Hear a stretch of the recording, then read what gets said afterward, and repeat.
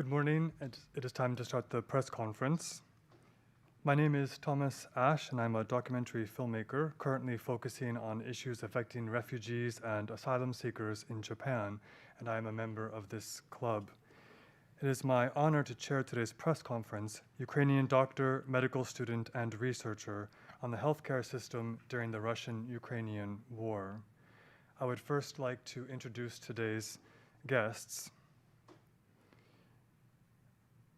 Dr. Tetiana Yatsenko, Senior Researcher, Palladin Institute of Biochemistry of NAS of Ukraine. Dr. Olena Nesterenko, Medical Doctor, Head of the Department of Clinical Transfusiology of Blood Service Center, National Children's Specialized Hospital, Ohmatdyt, Ministry of Health of Ukraine, Kyiv. And Ms. Oleksandra Riabets, Medical Student, Bogomolets National Medical University, Kyiv.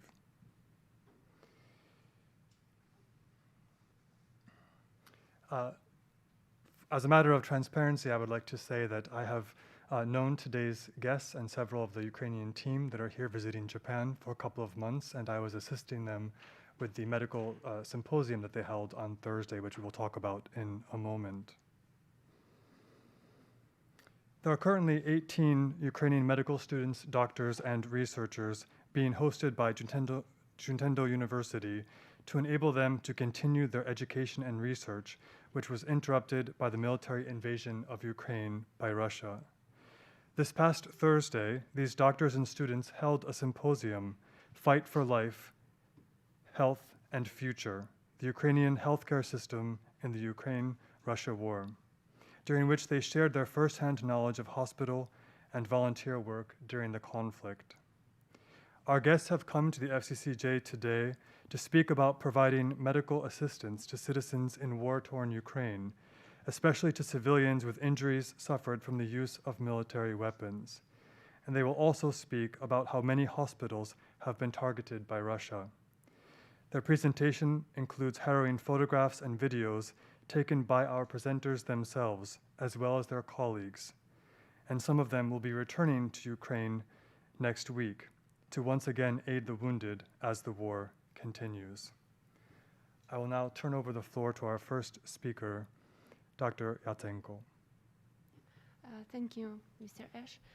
Thank you, members of press, for coming here. Thank you to FCCJ for organizing this event and for giving us the possibility to talk about the Ukrainian healthcare system during the Russian-Ukrainian war.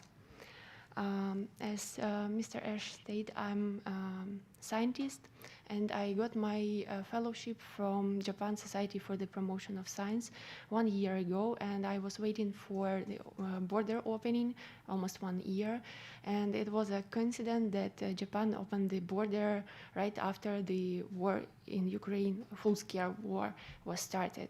And I came here to Japan in the end of March.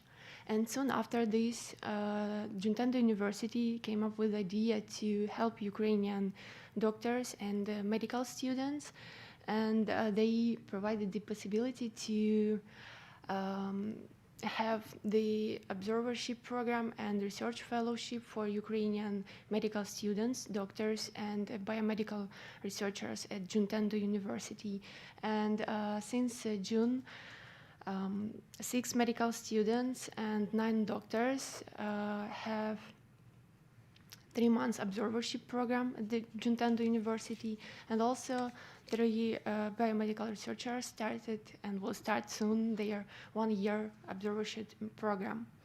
And during these 3 months since the year observership started, I've seen how many people in Juntendo University were participating in the organization of these fellowships, and how many doctors and medical specialists in Juntendo University Hospital and hospitals of Juntendo University were helping Ukrainian doctors and medical students to learn as much as possible and to have safe space for learning and to share their knowledges which then Ukrainians can use in Ukraine after they come back to Kyiv or Kharkiv or other Ukrainian city where they will work further.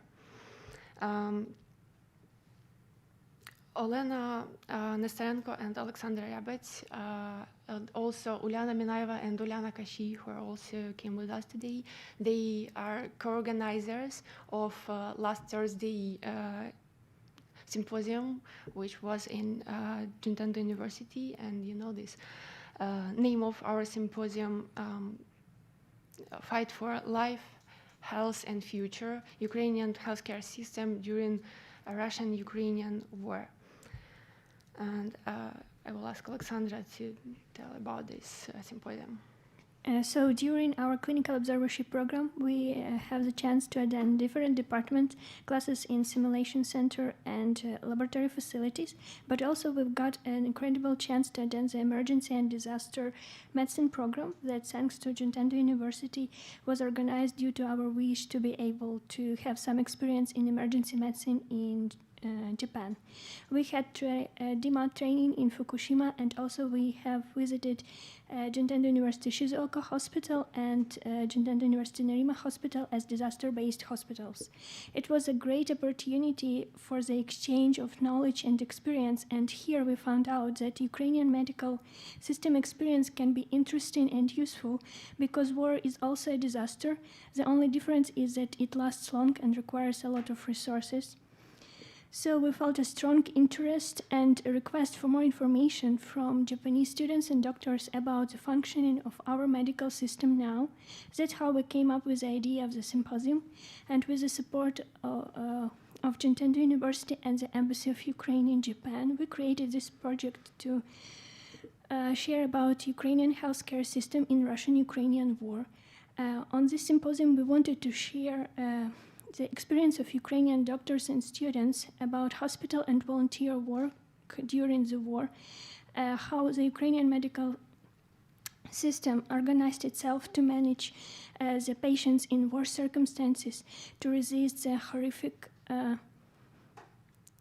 pressure from Russian aggression, and also to keep saving people's life even with the limited resources. We also discussed on this symposium what problems we have faced in the beginning, how we managed to solve them, and also which problems we still have and how we see their possible solutions. In our presentation during the symposium, we were trying to explain how different components of medical system, medical education, medical volunteering, primary and specialized care, blood banking and dental care, and also medical care on the front line, how all these different components have a significant impact on the whole system and how they work now to work as effectively as it is possible to save as many people as it is possible. We also wanted to show the importance of interchangeability of medical professionals and the importance of continuing education of every doctor, because it gives a chance for someone to survive. We also had the honor to invite the Japanese speakers from JICA and Peace Winds Japan, who were on survey mission to Moldova, because we wanted them to share their experience for organizing and providing medical assistance to displaced Ukrainians. And their knowledge and experience is also very important, as it shows that now a huge part of medical system in Ukraine is the help of foreign medical specialists, and we want to learn to use it as effectively as possible, and we appreciate their help a lot. So the purpose of our symposium was our desire to explain how the Ukrainian medical system is working now and previously. During the 24 years of regained independence, the Ukrainian healthcare system had changed a little after the Soviet Union healthcare system. In 2014, the pro-Russian President Yanukovych decided not to sign their political agreements about the association with the European Union, which were declared previously as the main political direction. It this event provoked the biggest demonstration in Ukrainian history, the Revolution of Dignity.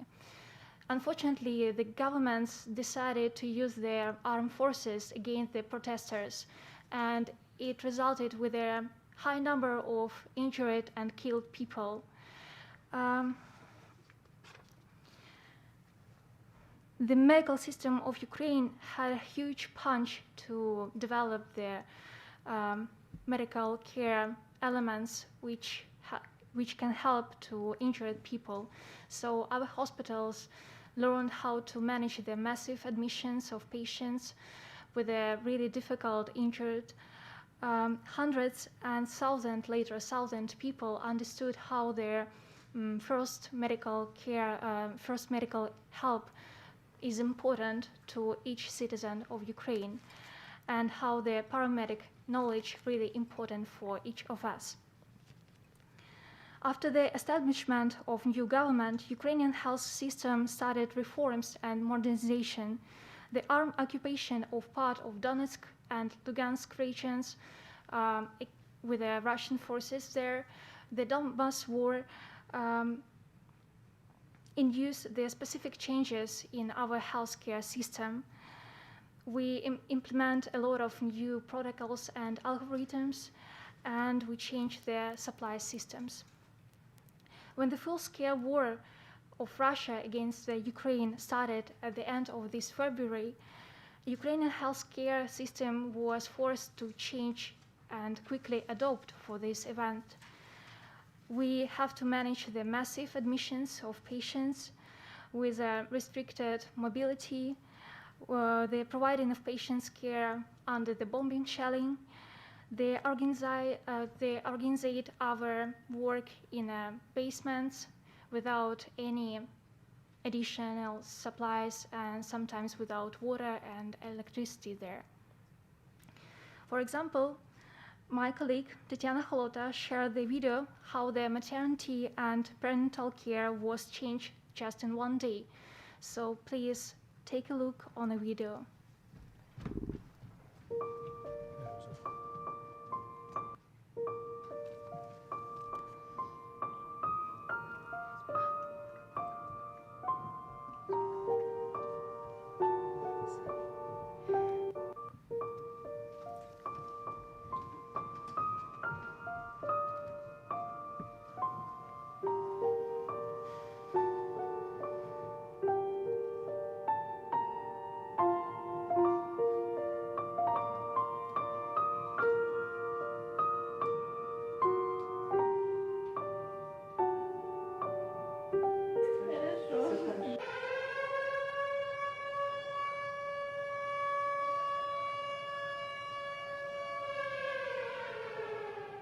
Съехать с дома, где жили, потому что он в таком месте, в таком же положении, не рискнули там оставаться, поэтому пришлось переехать сюда.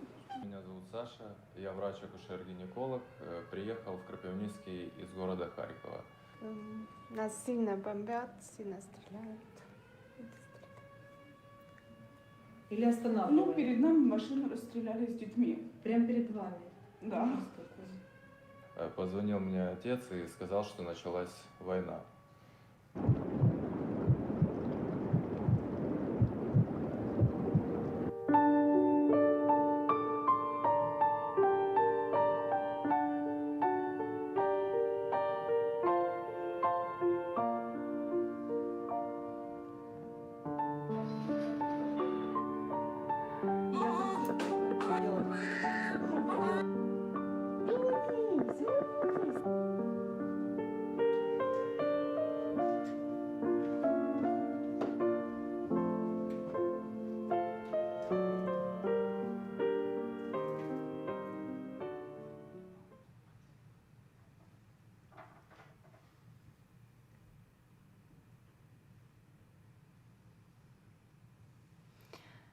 At this moment, many people, including medical students, taking part in different volunteers' missions. They're helping in hospitals, they are sorting the humanitarian aid in volunteer centers, and also they are providing the education for our citizens about the first aid skills. Our students, Uliana and residents, Uliana Kashi, Angelika Shevchuk, Dmitro Remes, and Yulia Wagner, they are told about how the high medical education was changed during the war. Tetiana Hirachenko has shown how primary medical service started their online consultation during the war. Hundreds of medical institutions were destroyed, and a lot of people and medical workers have to dislocate it. But people still need the primary medical care, and online medical consultation is a good tool for this purpose. The role of dentistry is usually underestimated, and our colleague, the Maxim Skripnik, have told about dental care on the front line and for the displaced patient. Bleeding is the first reason of death in a trauma patient, and unfortunately, due to the war, the blood products are of the most limited resources in a fight for the patient's life. So donors recruitment, management, the manufacturing, the facility, the management of blood funds, the using of massive transfusion protocol are the challenges which have to be solved by the blood transfusion specialists during the war. Other our colleagues, Uliana Minaeva and Anastasia Alshanska, told about the organization of intensive care units and children's surgery for taking care of injured people, injured by the bombing, shooting, and mines. Sometimes they had to provide the medical care without any necessary medications, sometimes without water and electricity, sometimes without the necessary equipment. They also told about how the hospital prepared their area. They told about the sandbags in the window. They told about the prepared operation room in the basement. The hospital tried to hide the patients and medical workers from the sharps and brackles.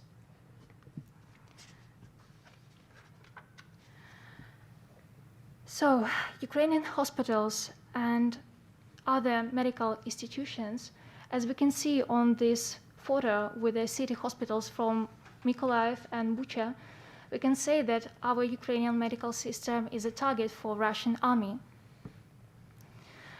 More than 100 medical institutions are totally destroyed already, and around 800 of them are damaged.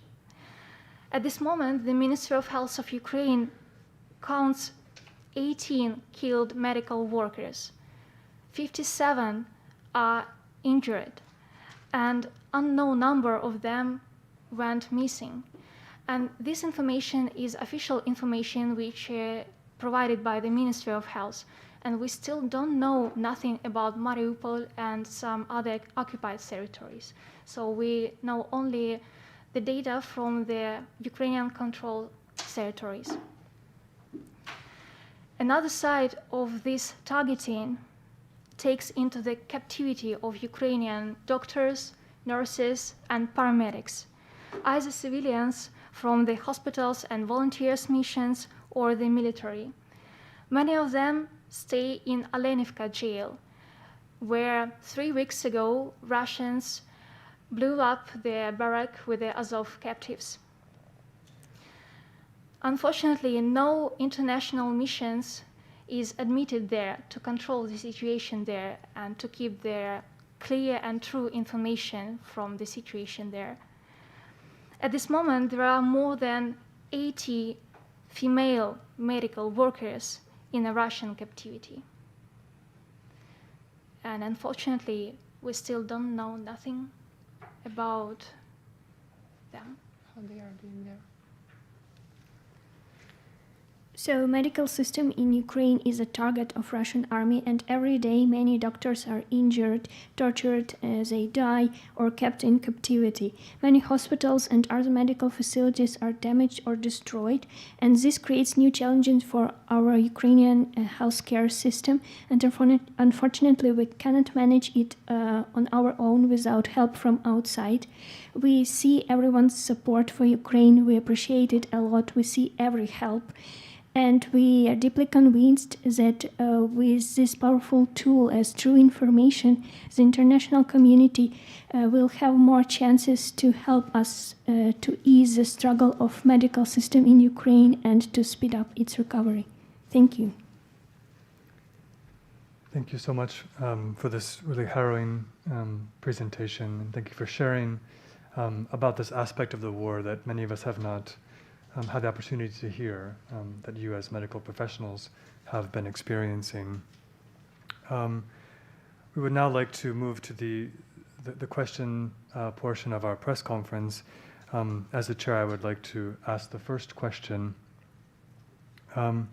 As doctors and medical professionals or future doctors, you are called to care for the citizens of your country. And I'm wondering if you could talk about your decision to leave Ukraine, to come here to Japan, to study and to continue your research, to then bring back that knowledge to Ukraine. Can you talk about what that was like for you to make the decision to come at this time? And I also understand that some of you are leaving soon.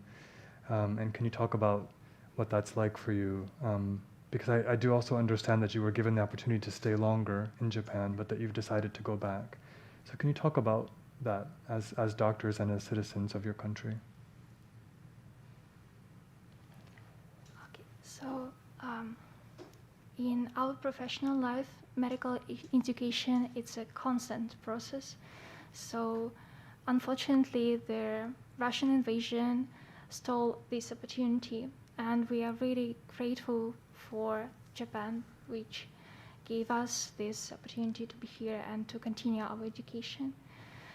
Yes, to leave our country, it was a really difficult decision, but we clearly understand that new knowledge and new experience from our colleagues can help and can rebuild the Ukraine after our victory.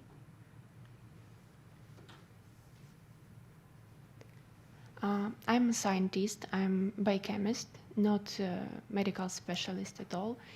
And when the war, a full-scale war, was started in the February, I already had the fellowship, and I understood that Ukrainian scientific infrastructure maybe is not destroyed totally, but will be under the pressure of limited resources, and it was a possibility to continue research and to bring the part of the results to Ukraine and continue my research there then after the war in Ukraine. I plan to stay here for 2 years, as I told before, and I think that these 2 years in Juntendo University is a good possibility to have new contacts, to make collaboration with Japanese scientific colleagues here, and to share my experience in Ukrainian science, and to find maybe new ideas to continue research, and of course to find funding for future research in Ukraine, because after now and of course after the war sometime, Ukraine will be in need for resources, and I think that Ukraine will spend most resources to survive, not to develop science, unfortunately. And without the help from outside, that's impossible to keep research and scientific work in Ukraine on the same level as was before the war. So I hope we will have possibility to have grants, bilateral grants, and scientific interaction and collaboration, but at least between Ukraine and Japan, and I hope with other countries. We are very grateful for Juntendo University to have the possibility to be in safety for some period, because it is important to, it gave us an opportunity to focus on some important things in our professional life, to concentrate on some topics that we would like to develop more or that we need to change, for example, a little. So I believe that's a good opportunity to continue our studies and also to analyze what we have done and what we still need to be done in our medical system in Ukraine. Thank you. I would like to now open the floor to questions. First to professional members, if you could please come up to the microphone and state your name and your affiliation.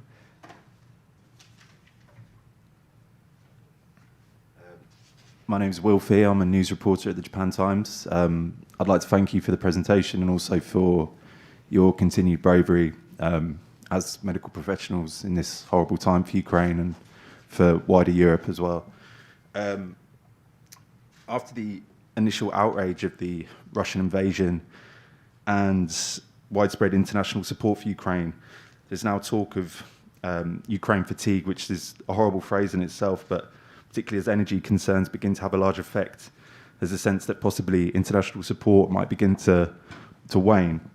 From the perspective of war as a medical disaster, how can we as journalists outside Ukraine keep the war at the top of people's minds and maintain that support for resistance against Russian aggression? Thank you. Thank you.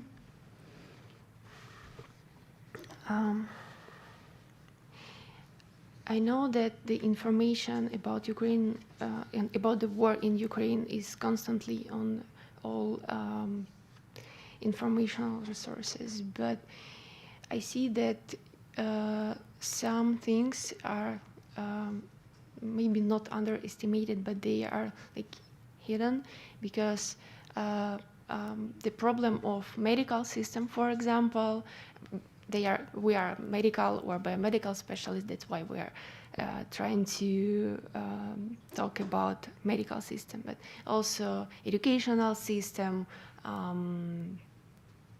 police, firefighters. They have their specific problems due to the war, and the possibility to talk about medical system in our case helps to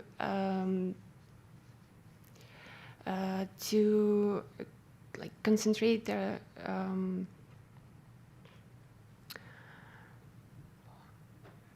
attention to medical system problems.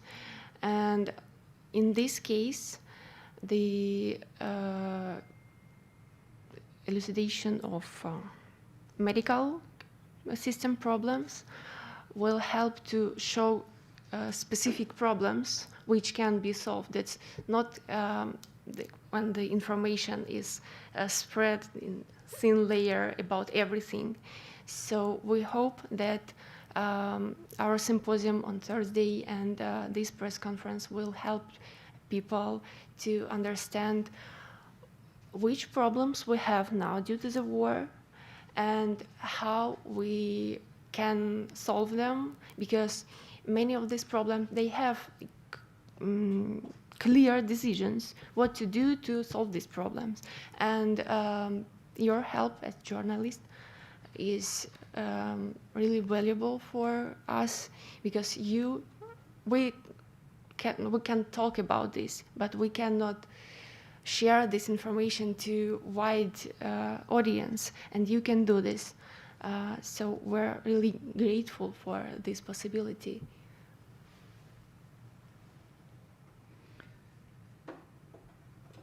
Would any of you other people like to speak?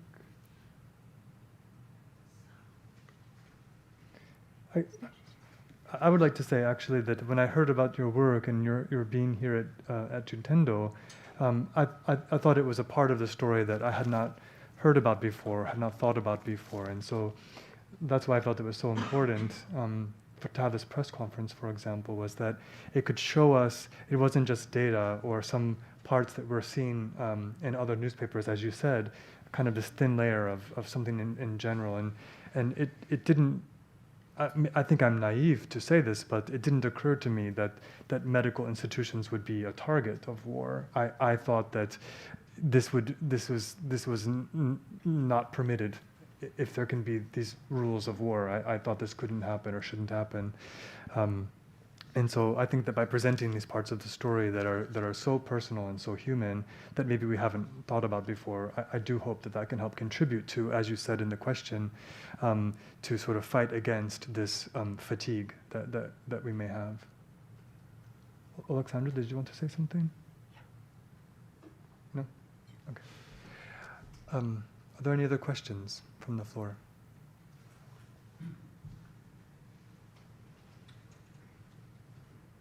Good morning, everyone. Thank you so much for coming here. I'm a French journalist, Dorian Malovic from the National Daily La Croix in Paris. What's really amazing for me is that I arrived in Tokyo last April, and then in Paris I covered the beginning of the war in Ukraine in February at the international desk of my newspaper. So the feeling that the Ukraine war is following me to Japan is quite amazing, and to see you here, I'm very happy in a way, and very surprised, and not surprised. But the thing is, how did you feel with all the Japanese people you met and exchanged? Do you feel they are very much curious, involved, interested? I mean, because Japan is far away, it's not easy to come to Japan, right? Yeah, you know, the borders are not quite open for tourists. You know, it's very specific. So, do you feel a huge interest apart from the university people you are sharing with? Do you feel far away because it's Asia, and then we have the problem with China and Taiwan? Do you think there is another war boiling around here? So what is your feeling, maybe both of you? I mean, how do you feel being in Japan, which is not, you know, which is a very specific country? The main thing which we feel from Japanese people is support. Every person we meet, even on street, when they ask us where we are from, and we say that we are Ukrainians, they express their support to Ukraine, and they express their hope that we are safe, and that we found safety and calmness here in Japan. And I think Olena and Oleksandra can share their experience of interaction with medical colleagues. Yeah, like we feel this interest about how our medical system is functioning, and also we feel their support because they not only ask about how the war is going on, they also always ask about our families, about our decision to come here, about some specific moments that can be really hurting for us.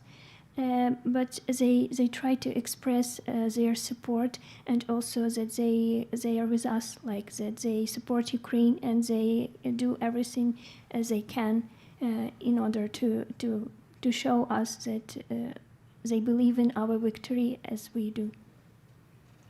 Our colleagues always ask us how they can help us, so they give us a lot of advice for our future work and some manipulations. So also I have a small illustration how it looks like usually. So in Juntendo we have a clinical observership, which includes also the world round with the patients. And usually my colleagues introduce me to the patient that I'm a doctor from Ukraine. And it was really amazed when the patient, the person who needed help, the person who have to concentrate only on the treatment of the disease, feel that he have to say something to me, some words of support. And it was really touchable and something that really amazed me. Yeah, thank you.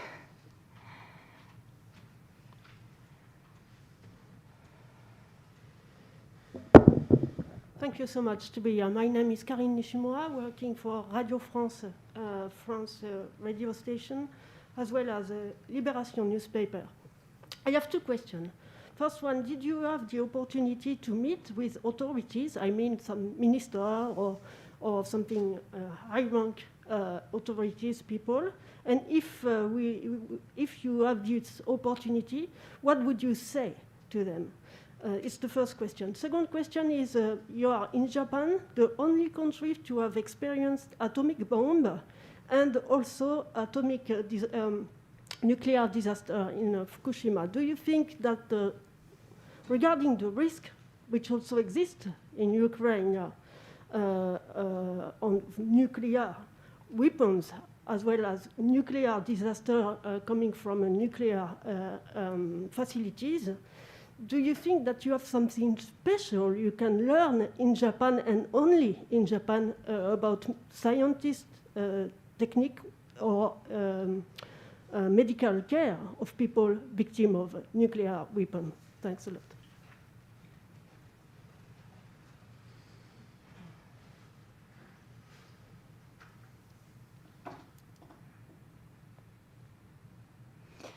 Ukraine also has experience with a nuclear disaster such as Chernobyl, and as we know, when the Fukushima happened in Japan, the Ukrainian mission were sent to Japan to help the Japanese people.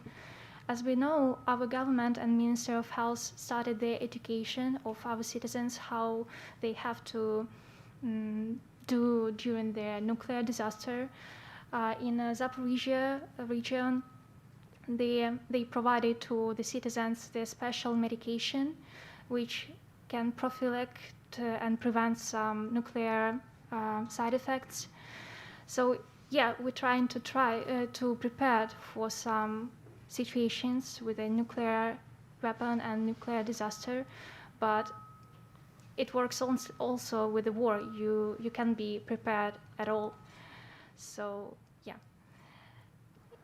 I hope that it will not happen, but I'm pretty sure that in some extra cases, Japan will help us and support us because they really have their special experience in this area. About the authorities, actually, did you mean the Ukrainian one or Japanese one? Okay. I think I have right of all Ukrainians to say thank you for the Japanese government because we really see their all support that the Japan sent to Ukraine. And it's really important not only know, but also to feel this support.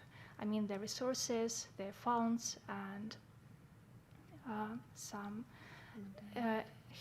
humanitarian aid, medical equipment, and also the experience in some situations.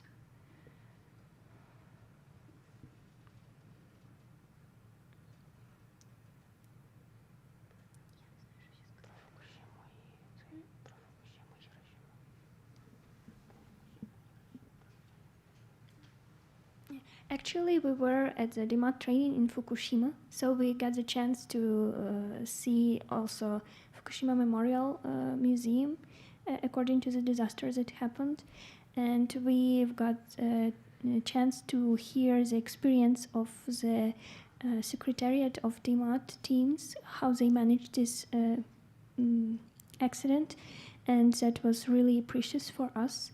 And regarding your first question, what would we say? Actually, I do agree with Olena that the first one would be the appreciation of all help that Japan did for and continue to do for Ukraine. And yeah, thank you.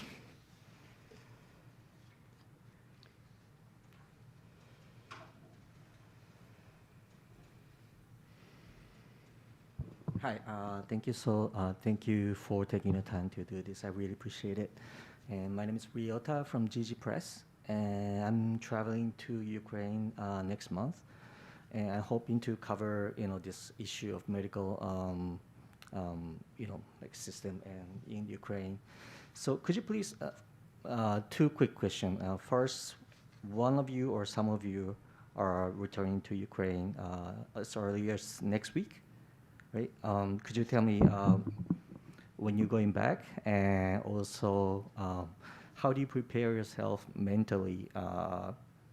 Or I mean, what are you feeling right now, like that you're going back to Ukraine soon? Are you anxious, or you are? I don't know if it's excited is the right word, but are you more happy to see your family again? And what are you feeling right now? And is it?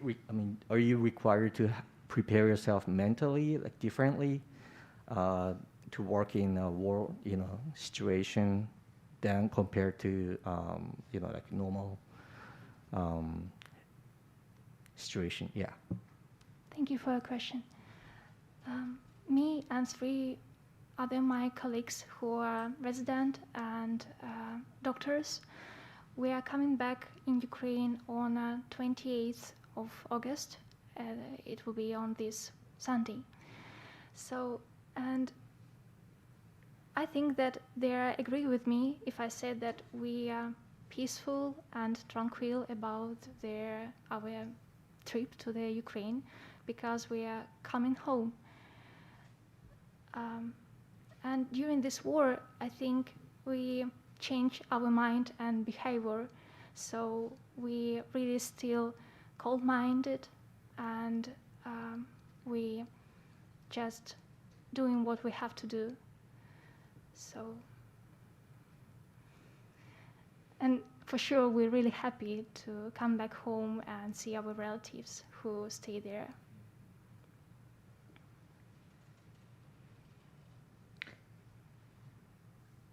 Two of your colleagues are also here with you today. Would you like to add anything? You're welcome to come to the microphone and share something as well if you would like. Can I introduce them? Please. Uliana Minaeva and Olena Kashi, they're doctors anesthesiologists in 2 Kyiv hospitals, city hospitals, and in Ukraine, anesthesiologists are not just the doctors who make anesthesia during the surgery. They also are respiratory therapists, and they are ICU specialists. So they are taking care about people with trauma, with heavy wounds. So I think their experience, which they already have and which they will have, is really valuable, and I think they can tell more about their plans.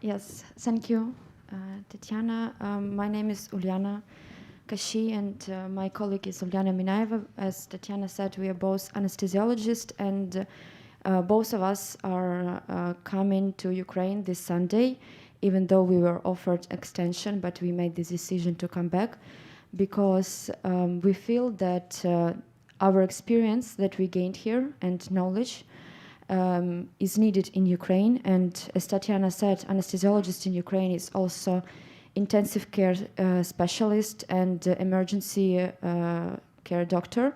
And Uliana was working in a trauma hospital. I was working in a military hospital since the full-scale invasion, and we were providing help for heavy wounded military and civilians. And we feel that we need and we want to come back to continue to do so, and with the knowledge and experience we gained here, we would be able to do this even better. Yes, so thank you. Thank you. Thank you. Just a slight question. Can you please come to the microphone? Can you tell us, just a follow-up question, can you tell us what specific an example of what did you learn here that really is new for you? It can be useful in Ukraine when you are back. You have one or two examples so we can see the difference? What did you learn here? What did they teach you something special? Thank you.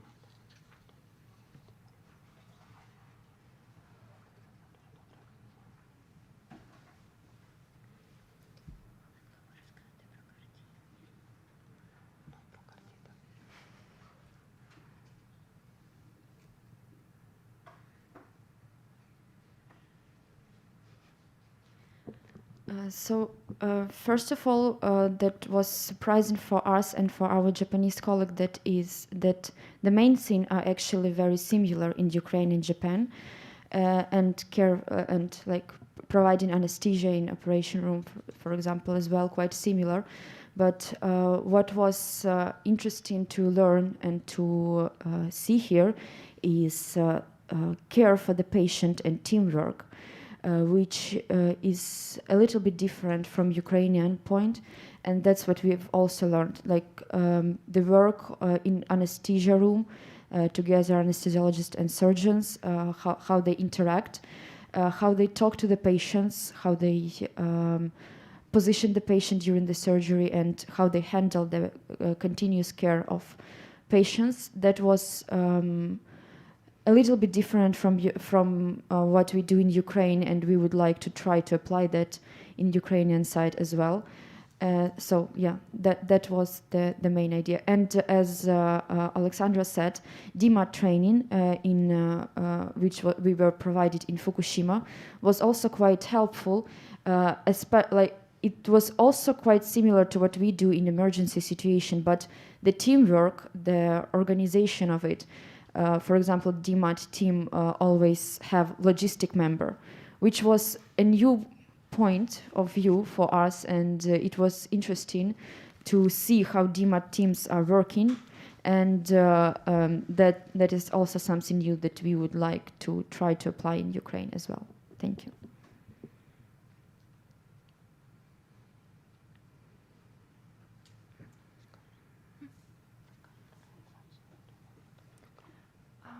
Also, we learn more about their patient management in different departments.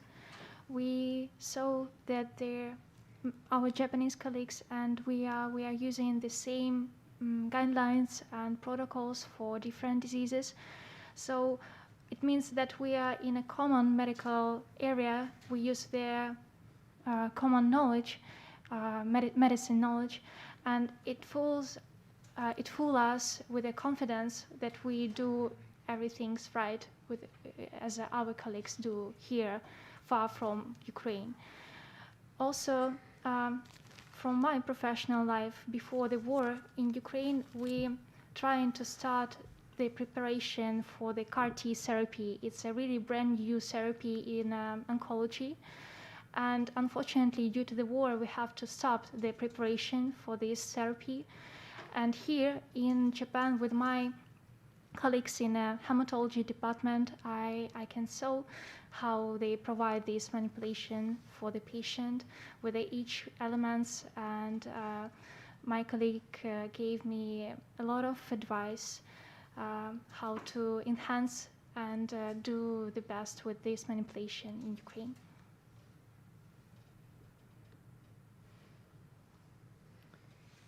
We have some questions from our online viewers.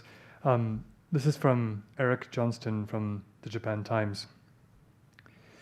What do you think the Japanese government or Japanese NGOs involved with international medical assistance and human rights issues can or should be doing to assist Ukrainian doctors, nurses, and hospitals, either in the form of direct on-the-ground assistance in Ukraine or through diplomatic channels?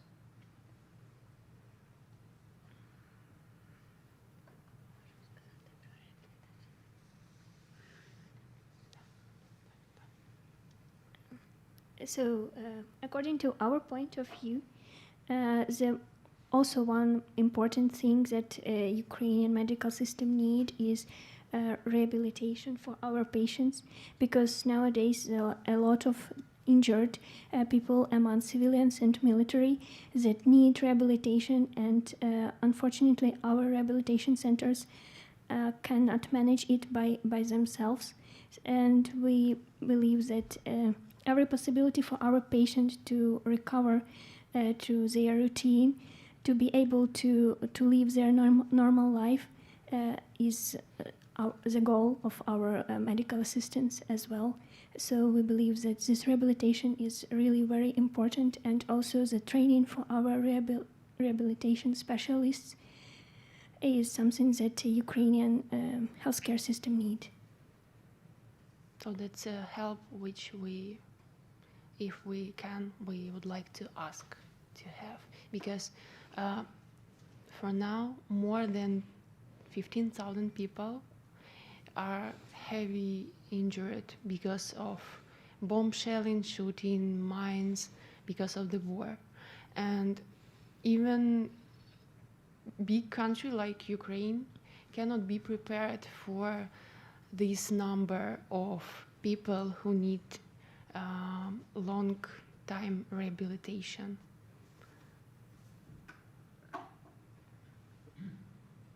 Also have to add that millions and millions Ukrainian citizens suffered and will suffer from some psychological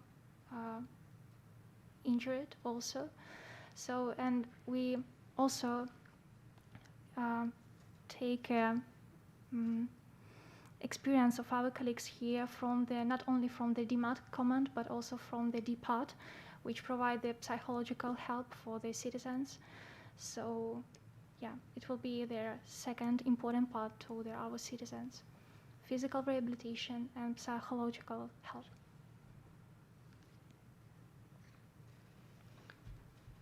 We can open the floor as well to non-professional members as well, if anyone has a question. Do you have another question? Yeah.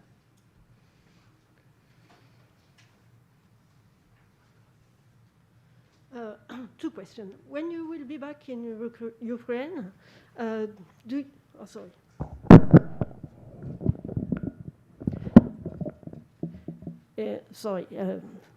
from Libération Radio France, Nishimura. When you will be back in Ukraine, do you think you will have to also play a role of kind of a pipe between Japan and Ukraine to give information about what is needed for medical care, and when you will see the situation and in the daily basis?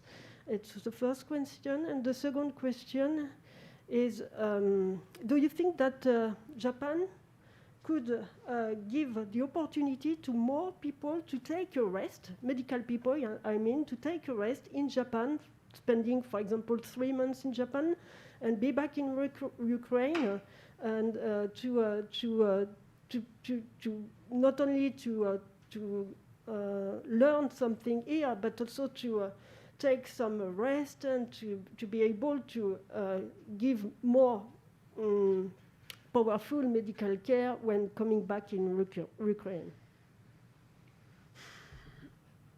I'm not sure that we can say that it is a rest, because I didn't see the rest in life of Ukrainians here, like at least Ukrainian doctors and students. They are constantly here in Japan, and they are in Ukraine in their minds, and they are doing as much as possible to help their hospitals, their universities, even when they are staying here. So that's not the rest. And we asked the university, and Juntendo University supported us to organize the symposium, which we held last Thursday. And I can say that this organization was not a rest at all.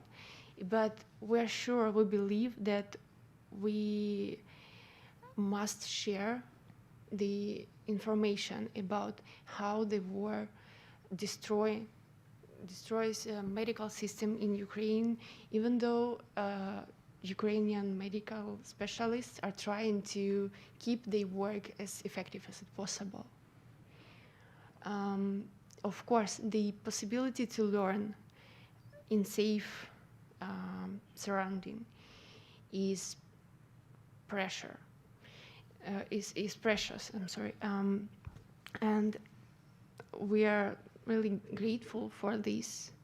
And of course, for many specialists, this is a possibility to learn many useful things and to see how their colleagues doing the same manipulations, but in their own style, their own way, and to maybe to have this experience for the future work.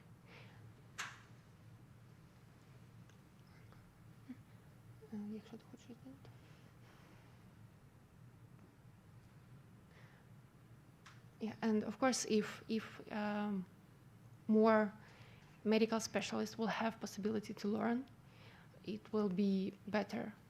And as we told,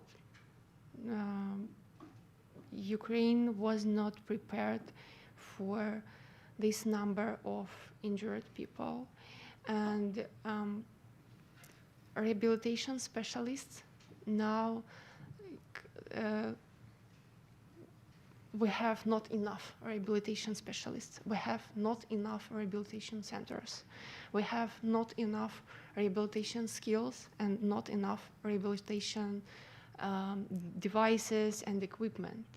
So this is an area which should be developed, because this rehabilitation is for years and tens of years, because I'm sure you've seen the children without limbs, and yeah, this is a problem which cannot be solved like this, like in few days, and we will have this problem for many years, and we need to develop this area, and we need to learn how to do this.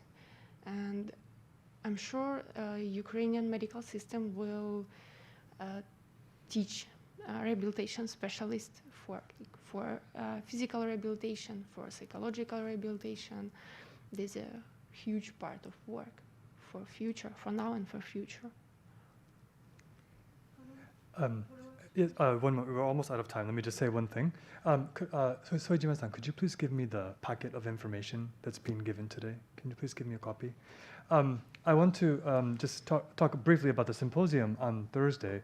This was really an amazing symposium. It was only 2 hours long, and I think everyone that attended the symposium wanted to know even more information. For the attending press today, we have prepared a limited release YouTube video. Thank you. And there's a QR code in the back of the in the back of this packet. So for those of you that are interested to know more information about these presentations, I would encourage you to please watch this video. And for those of you that are watching on the YouTube channel, if you can email the press club, and we will try to get you a link for the professional members. I understand that you're going to be making some more videos for regular release, and maybe we can, if we have time, we'll get to your question, but if you can maybe talk about the future and about what you hope to accomplish through sharing this information with the world. And maybe we can connect this to one other question that we had online from Rocky Swift from Reuters News. Looking ahead some years to more peaceful times, what lessons do you think you could take back to Ukraine from Japan? So maybe just in closing, if you could think about what you hope to share with the world. What is your final message? We wanted to share 2 main points. That Ukrainian healthcare system is a target for Russian army now. And that's not about the destroying of infrastructure. That's about people. And to have the possibility to return them to Ukraine, we need help from international community. And the other point is that the war is a man-made disaster which takes so long time and so many resources, and we are sure that our experience can be useful for organization of medical help during other disasters, and maybe not man-made, but other disasters. Because Ukrainian medical system was adapted really quickly, and maybe not perfect, but we're managing our problems for 6 months, and we're still managing them. And also with our symposium, we wanted to show that every part of medical system is really important in any disaster too. Like, it's not only about emergency care, it's also about primary care, about children care, maternity clinics, and primary care. When every component can function, can manage themselves, they can take some of the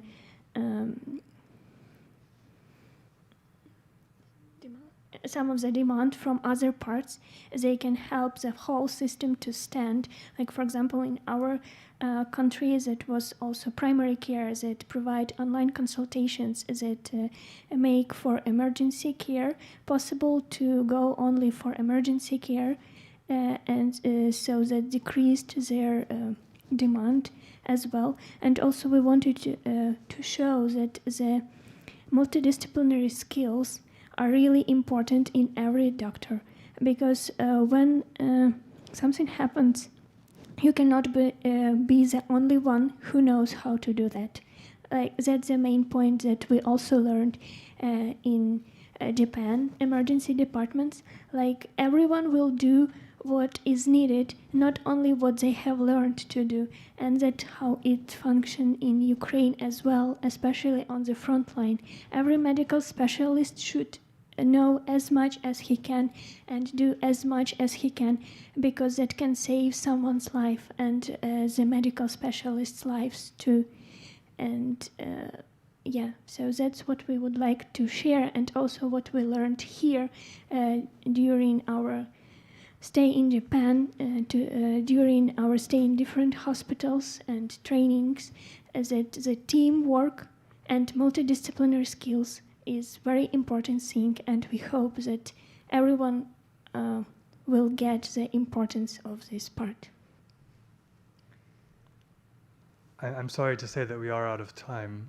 Our guests, I hope, can stay for a few minutes afterwards, and maybe you can speak with them directly.